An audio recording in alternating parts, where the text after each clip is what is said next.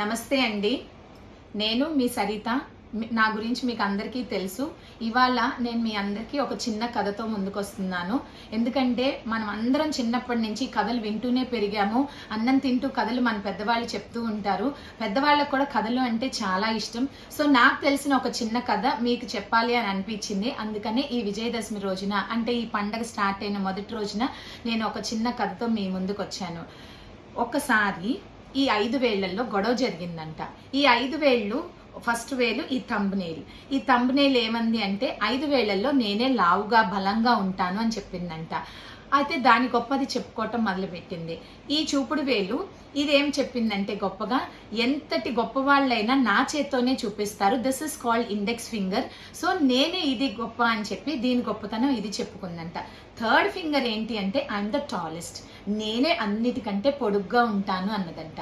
Fourth finger ఏమందో తెలుసా, మీరందరూ ఎంత పొట్టిగా ఉన్నా పొడుగ్గా ఉన్నా మామూలు ఉంగరం కొన్నా బంగారుపి ఉంగరం కొన్నా ఫోర్త్ ఫింగర్కే పెడతారు అన్నదంట.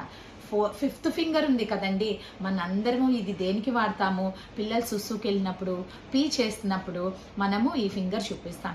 అది దానంతరికి అది చాలా చిన్నపోయిందంట.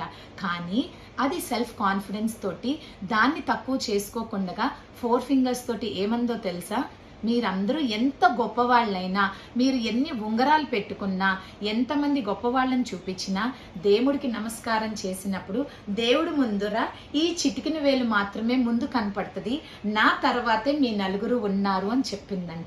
చూడండి ఎంత క్యూట్గా ఉందో. చూడండి, మన లైఫ్లో కూడా మనకంటే డబ్బు గల్ల వాళ్ళు, మనకంటే అందగత్తులు, మనకంటే టాలెంట్ ఉన్నవాళ్ళు ఉండవచ్చు. కానీ దేవుడు సృష్టించిన మనల్ని మనం ఎప్పుడూ తక్కువ చేసుకోకూడదు.